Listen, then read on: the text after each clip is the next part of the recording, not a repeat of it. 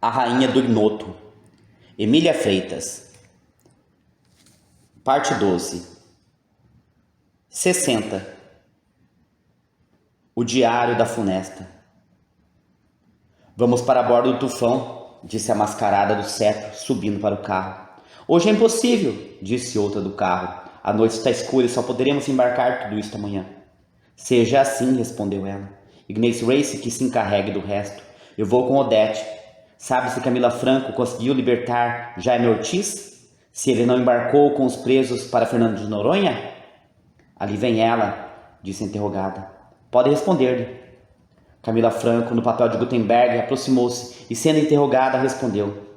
Fiz o que foi possível para libertá-lo, mas antes de realizar o meu plano, uma mão mais poderosa que a minha quebrou-lhe os grilhões desta miserável existência. Vim agora mesmo participar-vos que hoje pela manhã fiz um enterro em nome de uma sociedade beneficente dos criminosos. Bem, disse a Rainha do Ignoto, pois era ela a mascarada vestida de preto e coroada de espinhos de ouro. Ela seguiu com Odete ainda no traje da poesia, túnica de cetim branco, grandes asas, coroa de louros e uma lira com cordas de ouro. Chegaram à praia e já ali estava King com o Scaler. Fiel veio-lhe ao encontro, abanando a cauda e começou a cheirar-lhe as mãos. Ela, nas trevas da noite, na solidão da praia, alisando as revistes do pelo do animal, dizia tristemente: Só tu, Fiel, só tu. Chegaram a bordo do tufão. Lá não havia quase ninguém. A âncora na água, a caldeira apagada não precisava de tripulantes. Arfava sobre as ondas, cujo rumor imprimia na alma uma tristeza pesada. A Rainha do Ignoto, passando de repente da claridade da festa carnavalesca para as solidões profundas do oceano, sentiu-se no mundo interior de sua alma, nas regiões psicológicas onde habitava o seu esquésito eu. No salão de ré, com o braço firmado na mesa redonda e a fronte descansada na mão, ela pensava. E quem adivinharia em que? Odete ressonava em uma espreguiçadeira. E ainda que estivesse acordada, seria o mesmo, pois a Rainha do Ignoto se tinha acostumado a considerá-la como nulidade, como fora dos enredos da vida. Por isso, não teve dúvida em entregar-se aos delírios de sua alma em uma intermitência febril. Recordava talvez alguma cena da infância ao lado de sua mãe, algum sonho da mocidade, quando a vida lhe aparecia ainda sob o rosa véu da ilusão. Ergueu-se, foi ao beliche e voltou com um rolo de papéis. Correu a vista rapidamente em algumas das tiras escritas, e elas lhe tremiam nas mãos como se estivessem sob o abalo de um terremoto. Deixou cair os papéis sobre uma bandeja que estava sobre a mesa e chegou-lhe um fósforo. A chama ateada tinha uma cor vermelha, e a Rainha do Ignoto não teve ânimo de contemplá-la. Trancou-se no beliche. A fingida Odete, que parecia adormecida, ergueu-se de manso e procurou abafar as chamas, emborcando sobre elas uma bacia de rosto que tirou do lavatório no próximo camarote. Conseguiu assim salvar algumas tiras meio queimadas. Entrou também para o seu camarote e, ávido de novidades, foi o Dr. Edmundo, dizendo consigo: Achei a chave do enigma. Enganava-se. Ele só achou pensamentos destacados, alguns mesmo incompletos. Leu na primeira folha o Diário da Funesta e julgou ter encontrado a história real da vida daquela mulher extraordinária, que se chamava a si mesmo Funesta. Mas como se a sua história era tão ignota como seu próprio reino?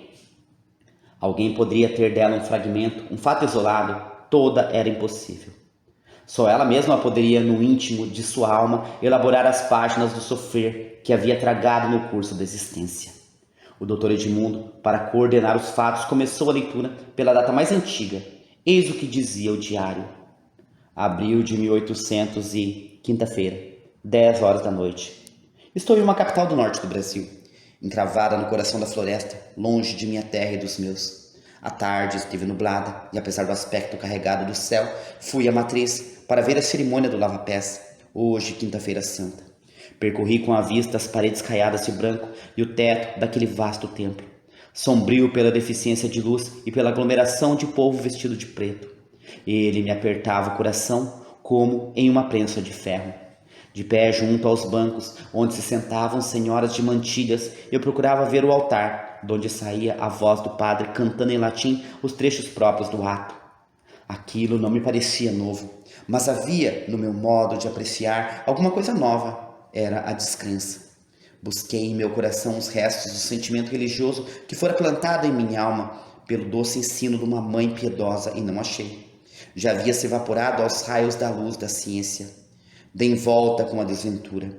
Olhei para a cerimônia como para uma representação teatral. O som da matraca que um moço de couro fazia soar pelos corredores chegava aos meus ouvidos como uma coisa burlesca. Mas eu não tinha nos lábios o riso sardônico de ímpio, não. Eu trazia espalhada no semblante a tristeza amarga e dolorosa do infortúnio. O meu espírito recordava com uma terna saudade a poesia doce e melancólica de outras cerimônias religiosas que havia assistido em outro tempo, quando a fé me prendia ao céu e a ilusão me prendia à terra. Ah, como minha alma se embriagava com a emanação do incenso do altar dos católicos, donde me parecia jorrar uma torrente de graças concedidas aos fiéis. Nessas considerações, ajoelhei inconsciente, automaticamente, só para acompanhar o auditório e não chamar vistas curiosas sobre mim. Mas abri aquele manual, aquele mesmo livro de orações tantas vezes lido em outro tempo, e não achei nele mais que simples caracteres, a passarem-me pela vista sem se deter, sem mesmo atravessar os batentes da porta do pensamento. Voltei para casa mais triste do que havia saído dela. Uma chusma de recordações azuis, brancas e cor-de-rosa acudiram-me ao espírito desanimado. A fada mimosa da saudade, com seus finos dedos, foi arrancando o aparelho mórbido que a indiferença colocara na profunda chaga do meu pobre espírito. Senti vontade de chorar na solidão de meu quarto, mas a fonte de meus olhos está estancada, seca como o leito de um ribeiro, cujo solo estala e fende-se aos raios ardentes do sol de verão. Veio meu sono, o único abrigo de minha alma, o calmante que me alivia o peso da existência. O doutor Edmundo suspendeu a leitura e disse consigo: já sei pelo menos que é descrente e também me parece que amou, mas a quem e onde? Leu ainda outro papel meio enegrecido pela chama. Exílio, 13 de junho de 1800 e... Este revólver, estas balas, que ideia, meu Deus! Eu sou um náufrago perdido nas vagas do oceano. Estou exausta e não avisto ao longe nenhuma barca de pescador, e não tarda a submersão. Quem me salva? Ninguém, murmura a voz soturna da solidão indefinida. Meu coração guerreiro, ferido, despenhou-se sobre os espinhos de um abismo de dor. Que noite, que escuridão é esta? Será a morte que me cerra os olhos? Onde está minha mãe, meu pai, meus irmãos? Estarão todos na eternidade? Não. E por que me deixaram só ao longo do caminho? Lutei, quis vencer-me, mas saí vencida pela ideia do... O que me resta? Marchar. Para onde? De todos os lados da vida, uma saraivada de balas, um atoleiro, um monte inacessível. E eu já não tenho forças. Que noite, que escuridão é esta? Será a morte que me cerra os olhos? Este gelo, este frio serão seus lábios, serão seus dedos ou minhas lágrimas que ninguém enxuga? Ai, são elas que me vão banhando com o relento desta noite eterna. Onde a aurora, que mudou o sol, a lua já não segue a terra. Tremem as rochas, também vão cair. Ah, se pudesse sepultar consigo a dor sem nome que meu peito entorce. Vou soltar a voz no espaço vazio desta treva. O grito de meu desespero romperá a cerração medonha do egoísmo dessa humanidade desumana. Nada. Voltaram para mim os meus soluços. O meu clamor não foi ouvido. Vou carregar. O resto do diário estava queimado. O doutor Edmundo exclamou confuso. É um verdadeiro delírio. Já não entendo. Parece que ia suicidar-se. Mas em que circunstâncias? Por que o não fez? Vejo que é impossível coordenar um juízo sobre esta esfinge. E também, influenciado pela tristeza do mar, lembrou-se da passagem das pedras, dos belos dias em que lá tinha gozado de tanto sossego na convivência do Sr. Martins, de Dona Raquel e de Carlotinha. Pela primeira vez, depois de 3 anos de ausência, veio-lhe à mente o semblante angélico da moça, seus olhos azuis, tão serenos como a face tranquila de um lago. Sentiu desejos de torná-la a ver e prometeu a si mesmo voltar à paz da aldeia, tornada agora de seus pensamentos. 61. Os pobres precisam de pão e Deus não precisa de templo, porque tem por altar o universo. O tufão vinha do sul, singrando os verdes mares do Ceará. Passou pelos alvos morros do Mucuripe e fundiu diante da cidade de Fortaleza.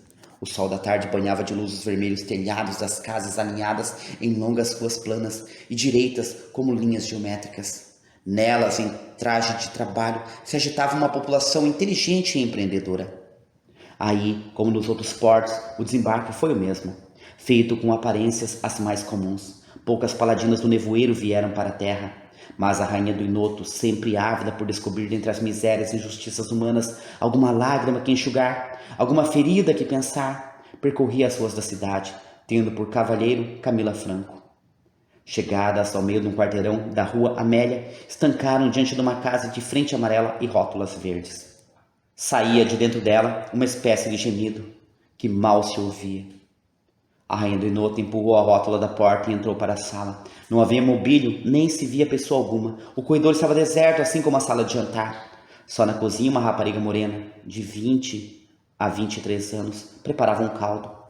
Falando com as recém-chegadas e conhecendo as suas boas intenções, levou-as à alcova.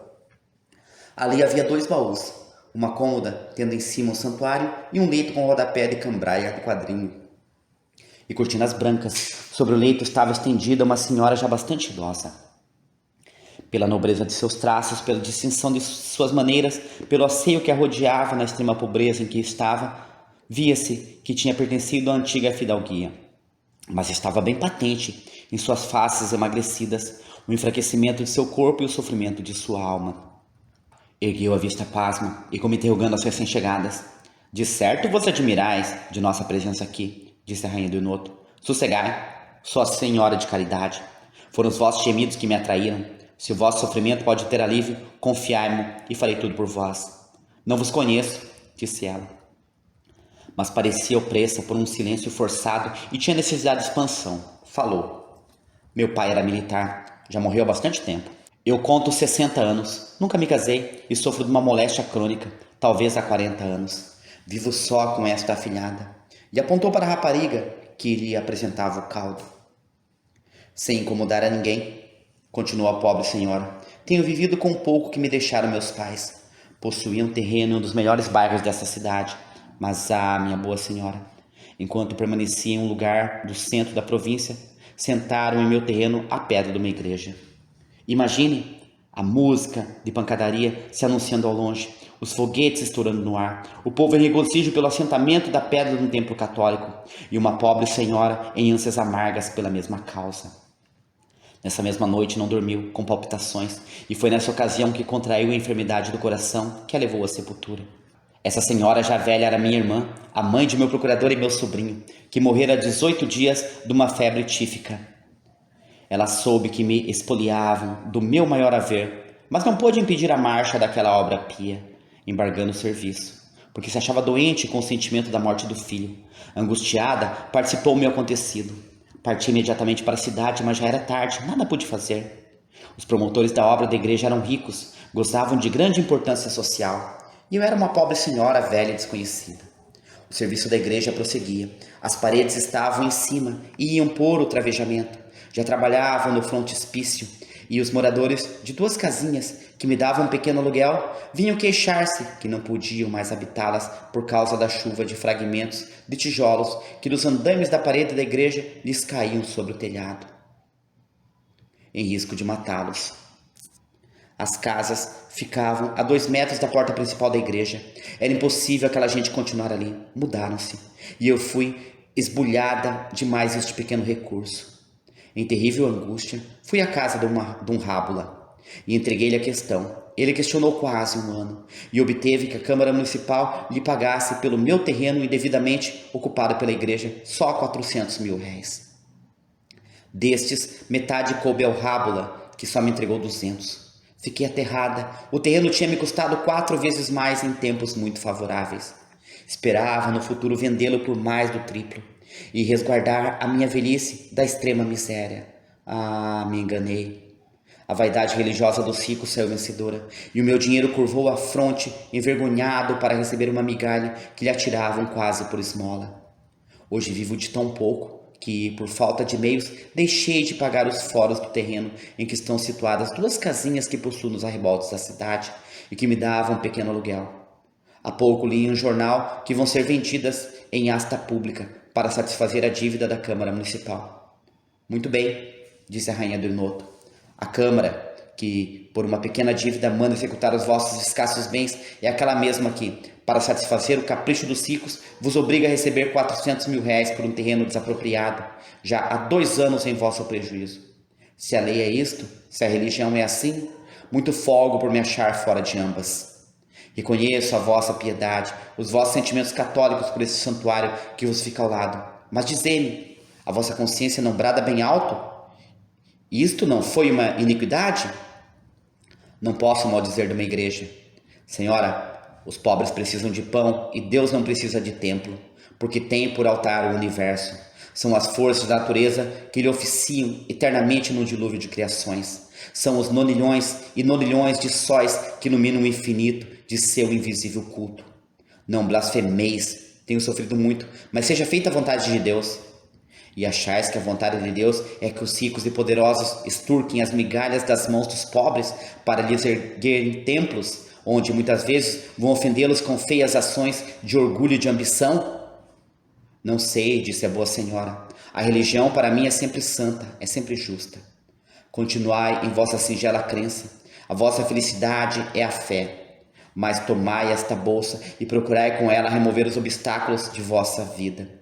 E lembrai-vos que ela vos foi oferecida por uma triste criatura que tem firme confiança em Deus, mas que perdeu a fé nos embustes terrestres. 62. Mais um caso das amarguras da vida. A rainha do Inoto fez a volta da cidade com a alma opressa de tristeza. A narração sincera que lhe tinha feito a pobre senhora, tão cruelmente deserdada pelo capricho dos ricos, fez-lhe mal aos nervos. O sol, quase sem raios, redondo e avermelhado, baixava por trás das casuarinas do cemitério. E elas seguiram ao longo do muro, já meio enegrecido pelo tempo. O silêncio era completo na morada dos mortos, mas além na costa, o mar bramia soluçante, unindo seus queixumes à tristeza da hora e do lugar.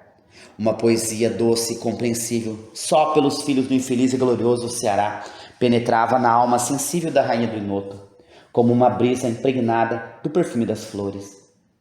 Chegou até o morro mais afastado e de lá fitou uma jangada que fazia-se ao largo. Havia sobre ela um caixão coberto de folhas de independência, enfeitado com muitos destes ramos verdes mesclados de amarelo. Quase ao alcance das ondas, estava ajoelhada na praia uma velhinha vestida de preto. Ela cobriu o rosto com as mãos e soluçava. Sua cabeça, veneranda, coroada de cabelos brancos e curvada sob a imensidade do firmamento, só por si era uma prece sublime.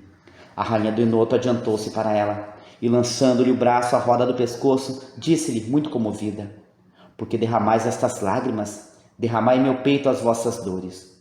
Perdi a última consolação de minha velhice, disse ela num grito soluçante, arrancado do íntimo da alma. E, erguendo a vista, apontou para a jangada que fugia coberta de folhas de independência. Vai ali a minha Esther, está morta. Em breve se abrirá o oceano e se fechará sobre seu corpo como a pedra de um túmulo imenso, de um túmulo soberbo. A velhinha, no desespero de sua dor, falava como tomada de uma súbita alucinação. Presinto na treva de vossas palavras o poema negro, disse a rainha do Inoto com interesse. Já sou vossa amiga, contai-me a vossa história. Minha história é muito longa e cheia de peripécias angustiosas.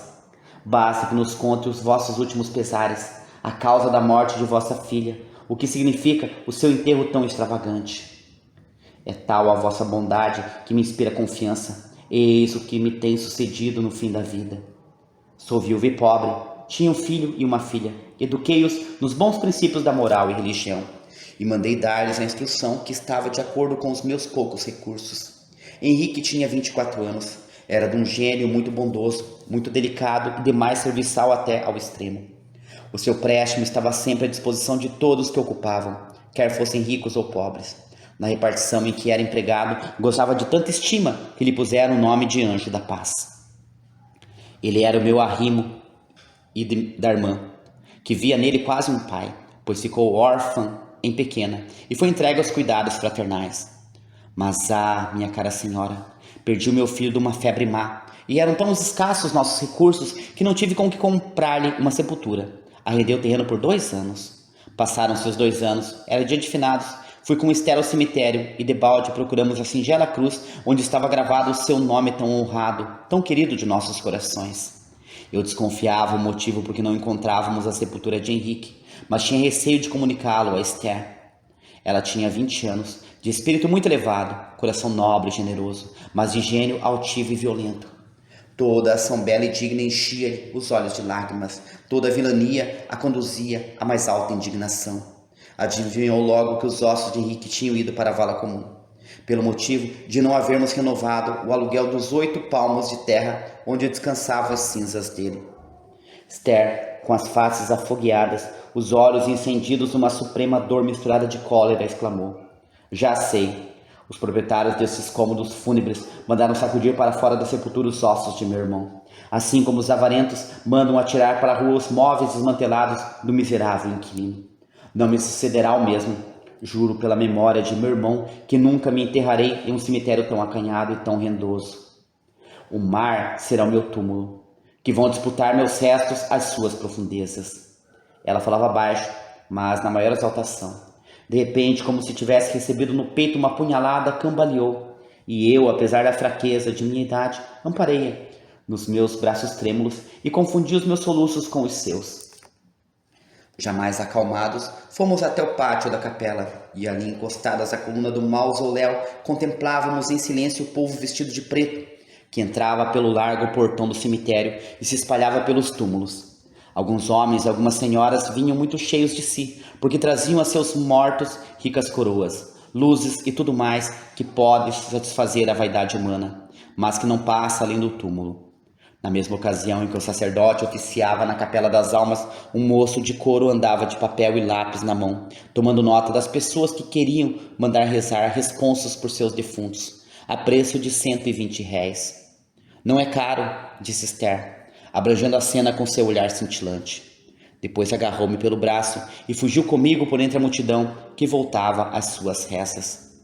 O dia ia findando como hoje, triste assim. Minha pobre filha assemelhava a imagem do desespero. Tinha uma chaga no peito. Entrou em casa sem dar mais uma só palavra. Caiu sobre o leito atacada por uma febre horrível. Delirou toda a noite e me cortava o coração ouvi-la dizer: Henrique, meu querido Henrique, meu bom irmão, já não sei mais onde pairam as tuas cinzas. Ai, meu Deus, me consolava tanto ler o seu nome nos braços daquela tosca cruz de madeira. Ai, dizia soluçando, já não bastavam os ossos de minha adorada ama, que não puderam ser regados com meu pranto, porque não tive algumas moedas para lhe comprar um jazigo. Miséria, miséria. Há tanta terra por este mundo afora, estou revoltada. Minha mãe venha jurar-me que mandará o meu cadáver para o fundo do oceano. Já tenho um túmulo soberbo e sem pagar aluguel. Ouve, minha mãe, cubra meu corpo com ramos de independência e mandai-me para o mar. É muito vasta a praia de minha terra. Ajoelhai sobre a areia e, acompanhada pela orquestra tristonha das ondas, orai pela alma de seu Henrique e também de sua Esther. Minha filha foi melhorando, passou a febre, mas ficou imersa em uma tristeza profunda, uma espécie de indiferença pela vida. Quase nunca falava, conservava-se o dia inteiro muda. Mas quando o relógio batia aquela hora em que ela tinha ido no cemitério procurar em vão uma cruz com o nome de Henrique, disparava a chorar e dizia: Minha mãe, jure que mandará o meu corpo para o mar. Quero tanto ao mar. Ele soluça tanto, é tão forte, tão altivo. Sua grandeza me engrandecerá. Prometa. Eu prometia. Assim levou mais alguns anos, e hoje, pela madrugada, expirou meus braços.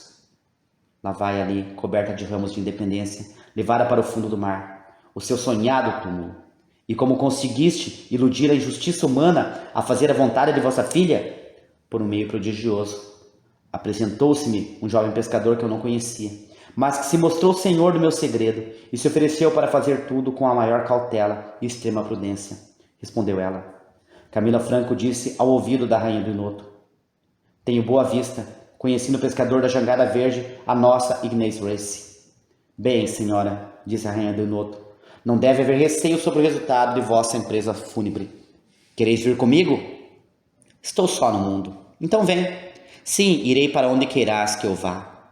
O vosso nome? Chamo-me Severa. Vamos, senhora Severa. E a rainha do Inoto, dando o braço à triste velhinha, conduzia-a para o escaler que chegava à terra, tripulado por King e Fiel. Vinham chegando algumas jangadas da pescaria. Uma mesma passou perto do escaler de King, mas nada viu fora do natural. Era o marujo no serviço comum de algum dos navios surtos no porto. 63. Probo e o Dr. Edmundo em acordo. Enquanto a rainha do Inoto e Camila Franco se ocupavam com a triste Severa, Probo, ao dobrar o canto da Santa Casa de Misericórdia, se encontrava com o Dr. Edmundo. Para onde vai? Perguntou ele. Não sei, andou ao acaso, respondeu Probo. Vamos entrar no passeio público, convidou o Dr. Edmundo. Hoje é quinta-feira, teremos música e, se quiser, tomaremos um sorvete. Venha comigo. Vou entrar somente para ver se as moças da sua terra são bonitas. Isso já não lhe deve interessar. O senhor Probo já não é moço, além disso é casado. Quem sabe se ainda não ficarei viúvo e... Os dois homens entraram para o passeio. A música tocava, mas havia pouca gente. Só alguns homens tomavam sorvete e uma dúzia de senhoras passeava ao longo da avenida. Eles deram também uma volta e foram sentar-se em um banco muito retirado. Ali podiam conversar à vontade. O tufão parte amanhã às 8 horas. Precisamos ir cedo para bordo, disse Probo. Já sabe? Voltamos para a Ilha do Nevoeiro. Sei, mas lá não voltaria se não fosse levado por força maior. Bravo! Já reconheceu o poder magnético da rainha do Inoto. O que me sucede há 5 anos já lhe está sucedendo há 3. Não me refiro ao que o senhor pensa. Falo da luz serena dos olhos de um anjo. Vou para eles, preso por uma recordação. E se não fosse isso, lá não iria? De certo que não. Vou ver o Dr. Edmundo. Já estou farto desse papel ridículo que tenho feito. Em parte, obrigado pelo senhor. Não tenho contado só com minha força física para isto. Conto também com o poder oculto dela. Mas se o senhor se rebelar, tenho que fazer contigo, disse Probo, com um riso infernal.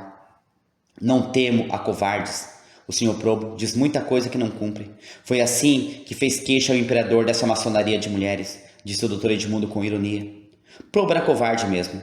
Diminuiu a força de sua energia e, abrandando os gestos e a voz, disse: É verdade, não fiz queixa dela, mas além de ser uma ingratidão, era impossível cumprir o meu desejo. O poder dessa mulher é protegido por uma senhora de ocultismo tão terrível que é debalde procurar vencê-la. Ouça, por mais de uma vez, fui a São Cristóvão, decidida a pôr em prática o meu plano contra ela.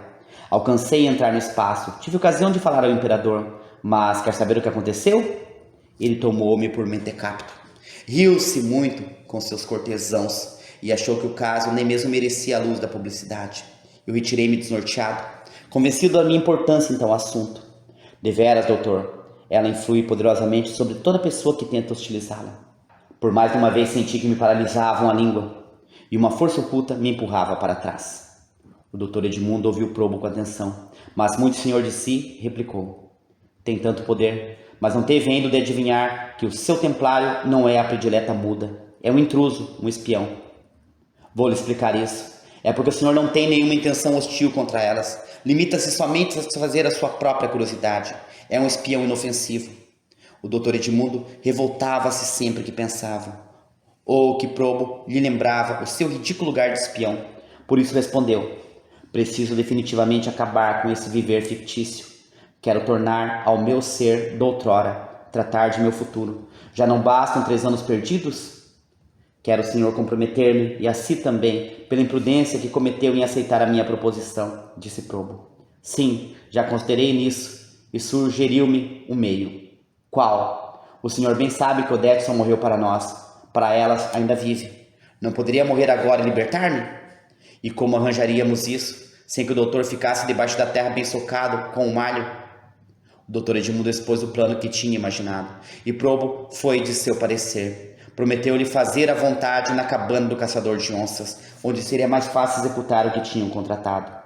O Dr. Edmundo saiu com Probo do passeio e dirigiram-se para a rua do imperador. Entraram em uma casa sem vizinhos, baixa de má aparência. Adriano está em casa? Perguntou o Dr. Edmundo. Há uma mulata que lhe apareceu com uma criança escanchada em um lado. O senhor meu irmão é um Peralta, senhor doutor. Entra e sai quando quer. O marido da irmã de Adriano veio do interior da casa e disse: Ele está por aí mesmo, senhor doutor. Foi comprar cigarros na taverna. Adriano apareceu no limiar da porta da rua e olhou para o doutor Edmundo surpreendido.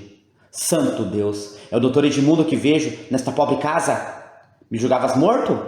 Ora, desde aquela manhã em que o senhor doutor se despediu de mim, nunca mais ouvi falar no senhor doutor. Volto outra vez para a passagem das pedras e quero que tu vás logo arranjar-me casa, contratar a tia Úrsula, preparar tudo mais que for necessário. Gostava muito que pudesses me alcançar aquela casa do fim da rua, onde já estivemos. Há coisas, senhor doutor, que parecem mandinga, disse Adriano muito admirado. Um mês depois que o senhor doutor saiu de lá, me apareceu um matuto e me entregou uma chave dizendo que era o senhor doutor quem mandava guardar até voltar de uma viagem. E que chave é essa? É da casa que moramos na passagem das pedras, disse-me o homem que o senhor doutor a tinha comprado. Tenho indagado e soube que nunca mais se abriu depois que a deixamos. Probo e o doutor Edmundo se entreolharam. Foi dela a prevenção, disse Probo muito baixo. Dela quem? Perguntou o doutor Edmundo. Da rainha do Inoto. Com que fim? Ela o saberá. Fez-me um favor, e talvez ainda maior a outra pessoa. O doutor Edmundo lembrou-se logo de Carlotinha e disse: Toma esse dinheiro, Adriano. É para as despesas da viagem. Vai esperar-me lá. E o doutor Edmundo e Probo retiraram-se. 64. O tratado de amor sobre os degraus de um túmulo. Chegaram as paladinas na ilha do Nevoeiro. Passados 3 dias, os habitantes das margens do Jaguaribe viram reaparecer a luz da cabana do caçador de onças. Carlotinha, naquela mesma tarde, foi visitar o túmulo de Virgínia. Dona Sofia e Dona Paulina, que vinham também, entraram no cemitério seguindo diretamente para a capela, onde iam rezar um terço pelas almas do purgatório. Carlotinha, depois de ajoelhar-se ali e fazer o sinal da cruz, ergueu-se e saiu. Vendo um vulto de mulher sentado nos degraus de um túmulo que lhe pareceu de Virgínia, dirigiu-se para ele e, caindo nos braços, exclamou: Diana, és tu, dize? Sou eu mesma, Carlotinha. Provavelmente me achas velha. E tu tiveste doente? Não, já foi há muito tempo. E estes lábios desmaiados, estes olhos amortecidos, que tristeza é esta? Carlotinha não respondeu. Os olhos encheram-se de lágrimas e, procurando contê-las com um esforço insuficiente, rompeu em soluços. Que tens, querida menina? Disse Diana, fazendo-a sentar-se ao pé de si. Alivia o teu sofrimento contando-me o segredo de tua dor. Estamos sós, namorada dos mortos. Fala-me como se fora um deles. Estou próxima a deixar a terra. Carlotinha, confundida, sem já saber se falava a um ser vivo ou se falava a um fantasma de além-túmulo, perguntou: Onde estavas, Diana? Logo direi. Quero antes saber o que te atormenta. Ela ergueu a cabeça e, com o rosto coberto de uma vermelhidão súbita, disse: Tu bem me disseste que não seguisse os impulsos de meu coração, que não ouvisse as falsas ilusões do amor. E apesar disso amaste? Muito, disse ela, cobrindo o rosto com as mãos. E não foste correspondida? Não, mas a culpa foi minha. Ele nunca soube se tu o amaste, não é assim? É. E que rochedo foi esse que não pôde ler a verdade refletida no lago sereno de teus olhos azuis? Fazem 3 anos que não o vejo, disse Carlotinha, sem atrever-se a pronunciar o nome que tinha em mente. Henriqueta quis primeiro fazer-me acreditar que ele enlouqueceu. Depois teve a perversidade de espalhar a notícia de que ele fugiu com uma quadrilha de ladrões que se ocultava na gruta da Areré. E acreditaste? Nunca, impossível. O doutor Edmundo podia ser ingrato para mim, e mesmo para ela, mas um bandido só no pensamento de Henriqueta. O doutor Edmundo, ainda em seu papel de Odete, estava ouvindo tudo de pé, por trás do túmulo de Virgínia. A voz doce e harmoniosa daquela moça tão bela e tão singelamente sincera em seus sentimentos tocou em uma varinha mágica. Sentiu-se transportado ao jardim da felicidade e escutou com prazer, mas contrariou-se ouvindo a voz de Diana, que expressava-se assim: Ah, já sei a quem te referes. É esse doutor Edmundo que ocupou por alguns meses a atenção das moças deste lugar. Talvez esteja casado com alguma boneca de salão. Carlotinha estremeceu, ficou muito pálida e Diana continuou: Minha menina, muito me pesa o teu sofrimento, mas sou obrigada a ser franca. É muito mais fácil salvar náufragos entregues ao furor das ondas em noites de tempestade, salvar as vítimas de um terrível incêndio, roubar soldados à solitária de um quartel, libertar 100 escravos do poder de um feroz senhor que vencera a indiferença de um coração. Nesse sentido, não haverá poder que te salve, senão outro afeto mais digno do teu sincero coração. Esquece o primeiro e serás feliz. O doutor Edmundo estava inquieto. Tinha vontade de apresentar-se, arrancar a máscara de Odete e dizer: aqui estou, não me condenem injustamente, ouçam-me. Mas conteve-se e bebeu com as vibrações sonoras do ar as palavras de Carlotinha. Não posso, Diana, não posso. Só se ama uma vez na vida. Como estás enganada nesse sentido, Carlotinha. O amor nem sempre é absoluto, como erradamente pensa a mocidade. Muitas vezes não passa de um sentimento de orgulho, de dignidade da alma, iludida com seu próprio sentir.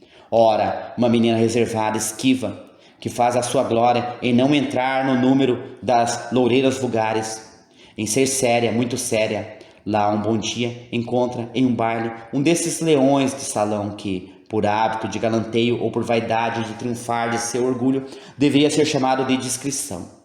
E faz uma dessas banais e mentirosas declarações de amor que toda mulher deveria escarnecer. Ela, pela sensibilidade inerte à sua vida, arrastada pela corrente da simpatia, ouve prazenteiro aquele embuste, e julgando ter encontrado o seu ideal, quando este lhe foge, chora, sofre, adoece, desespera e às vezes até morre. Mas torna a repetir, Carlotinha, aquilo não foi absolutamente amor, foi um sentimento de orgulho mal entendido que a matou. Ela envergonhou-se de ter mostrado amante, de ter dado a conhecer uma predileção por um homem que a desprezou e escolheu outra esposa. Eis o que sucedeu a Virgínia, a Odete, a ti, Carlotinha, e a muitas outras. Não, Diana, eu sou sincera. Bem sei, menina, mas quero dizer-te que não te fies muito nisto, que te parece ser amor, porque para uma moça tenha certos princípios de educação, que tenha uma alma sensível e ao mesmo tempo elevada, possa amar no absoluto, é preciso que o objeto de seu amor tenha senão as qualidades do coração que pertencem mais restritamente à mulher. Possua pelo menos algum atributo que ela admire, como seja o talento, a coragem e até, para algumas, a atividade laboriosa e, sobretudo, o caráter. Alguns dos mais vaidosos julgam-se loucamente amados por elas, mas se enganam, tanto como essas malfadadas que choraram, adoeceram e morreram, pois se elas tivessem refletido, teriam vencido a si mesmas e mais tarde zombariam de sua ridícula escolha. Ficariam pasmadas de sua cegueira e dariam parabéns à sorte por terem sido bem-sucedidas sendo desprezadas, porque sua fortuna foi não alcançar o simulacro, o arremedo de seu ideal. Presentemente, não me aproveitam os teus conselhos, Diana, disse Carlotinha com tristeza. Pode ser que, com o tempo, eles venham a servir-me. Ela foi ao encontro de Dona Sofia e Dona Paulina, que a chamavam, já dispostas a retirarem-se. O doutor Edmundo, despeitado com Diana e satisfeito com a declaração de Carlotinha, dizia consigo: um tratado de amor sobre os degraus de um túmulo, mas não é uma profanação. Deus manda aos espíritos que se amem além da vida terrestre. 65. O coração vence a cabeça. Diana seguiu pela margem do Jaguaribe e parou ao pé de uma moita de mofumbo. Tirou um cacho daquelas frutinhas brancas e semelhantes a confeitos e olhava para elas com infinita tristeza. O inverno tinha estendido no campo o seu tapete de flores. Eram as salsas vermelhas, as xananas brancas, as ditiranas azuis, os malmiqueres amarelos e até as flores de zabumba e carros de santo. Todas abordarem o solo verde, onde, de espaço em espaço, se elevam para o céu as palhas das elegantes carnaubeiras, a sussurrar com o vento que corre na várzea. Mais adiante embriagava os sentidos os aguapés da lagoa abertos ao cair da noite. Diana parecia sôfrega em respirar perfumes, não se cansava de admirar a natureza. A lua vinha aparecendo e os vagalumes cintilavam nos ramos dos juazeiros, nos troncos do pau-d'arco e na relva florida da campina. Ela colheu um desses insetos fosforescentes, trouxe-o ao Odete e disse-lhe: tu tens uma história terrível como... Diz-me o que vês através desta luz. Nada, pois eu vejo o poema de minha infância feliz e animada. Odete, ou Edmundo, em silêncio forçado não respondeu. Ela continuou: a natureza tem uma alma, é a alma universal do infinito dos pensamentos dos seres. Em breve meu corpo também entrará para a corrente da vida universal. Mas aonde irá esse princípio que em mim pensa, sente e quer? Nessas considerações, aproximou-se da gruta. Seguiu com Odete pelo caminho de ferro subterrâneo e apareceu sobre os morros da costa. Na praia estava King, o seu barqueiro predileto, mas ela demorou-se contemplando a lua e contemplando o mar em seu contínuo rumor, em seu contínuo lutar. Depois de um instante de silêncio, disse apontando para ele: meu coração foi como tu, oceano, lidou sem cessar, mas tu continuavas. E ele se despedaçou como esses navios que voam com o arfar de teu seio. Tu ficas e eu vou. Adeus, querido oceano, imagem de minhas dores, adeus. Tu guardas em teu seio tesouros que nunca foram vistos, e eu guardo em meu peito segredos que não foram adivinhados. As cãs de minha fronte são como a de tuas vagas, espuma vaporosa onde se reflete a luz da lua, o cintilar das estrelas e o clarão do sol. Adeus, irmão de minha alma, retrato de minha vida, adeus. E acenando com um lenço para o mar que bramia seus pés, parecia a estátua da saudade. Tomou o bote e cobriu o rosto com as mãos. Estava em um desses momentos terríveis da vida, cheio de alternativas nervosas, e assim chegou ao Inoto. A noite já ia quase em meio. No céu não se via uma só nuvem, e o luar, muito belo, entrava pela janela do mirante, onde a investigadora da ciência química, a boa Edealeda Cruz, fazia as suas experiências. Ela terminou uma elaboração, leu alguns rótulos dos frascos que enchiam as prateleiras, arrumou umas drogas em um almofariz e começou a misturá-las. Bateram 3 pancadinhas na porta. Quem é? Perguntou ela, se levantando para abrir. Alguém que precisa de vós, disse a rainha do Inoto entrando. Ela foi sentar-se junto à janela e, olhando para o jardim banhado pelo luar, via-se que estava preocupada por uma ideia constrangedora. Venho pedir-vos o produto de mais um esforço na ciência que cultivais, disse ela. Será ele possível? Perguntou a boa velhinha, já receosa dos extraordinários imaginados pela rainha do Inoto. Não se parece que sim, mas quero. Ai, ai, ai, já vou eu meter em dificuldades, resmungou Edealeda. Diga o que é. Conversemos primeiro, o assunto é muito fino. Pois seja, disse Edealeda. Sei bem que me levará por um bom caminho. Não temo transviar-me. Sei que não há de querer o mal da humanidade. É para fazer bem a metade dela que vem interromper-vos. Diga-me uma coisa, sabe onde é o inferno?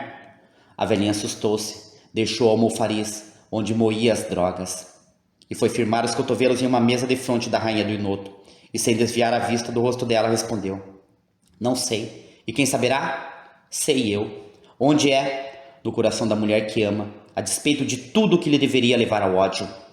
E onde está esta mulher que tem um inferno no coração? Está por aí além, envolta no manto de seu pundonor, ou arrastando o baraço do ridículo no pelourinho da opinião pública. Que quereis que eu faça? Quero um preparado que adormeça a sensibilidade, que produza indiferença, mas uma indiferença parcial. Não posso. Por quê? Deveis saber por quê. Mas dizei-me, para quem é isto? Não vos importa saber. Sois vós, então, a mais, senhora? Não, Edealeda, respondeu ela com exaltação. Eu não amo, porque os homens são traidores, são infiéis. E se a rainha do Inoto tivesse uma rival, seria uma assassina. Seria mais, arranjaria uma dinamite que atirasse pelo espaço os fragmentos deste mau planeta. A pergunta de Edealeda exasperou-a. Tirou do bolso do vestido um pequeno revólver e pôs sobre a mesa junto da qual jazia de pé. Minha filha, o que é isto? Perguntou Edealeda com a vista espantada. Tem medo? Não vos faço mal. Dai-me este revólver de... Não pronuncieis esse nome que me deram em criança, porque as suas sílabas terminarão com a entonação de um tiro. A rainha do Inoto tinha o revólver encostado à fronte. Edealeda exclamou, prendendo-lhe o braço. Que ides fazer? Dai-me o preparado para a indiferença. Produz a imbecilidade. É melhor ser imbecil. E dirigiu-se para as prateleiras. Edealeda quis defender os seus produtos químicos da agressão violenta da rainha do Inoto, mas foi tarde. Ouviu-se uma tempestade dentro do laboratório. Os frascos caíram em fracassos no chão do gabinete. A velhinha disparou em pranto. Via desaparecer uma série de resultados difíceis que eram a felicidade de sua vida. Sou louca, Edealeda, sou louca. Minha vida é uma loucura, disse a rainha do Inoto, abraçando-a. Perdoa-me, perdoa-me. E soluçou com a pobre Edealeda que repetia. Eu vos desculpo, filha. Não há mulher forte. O coração vence a cabeça. Continua.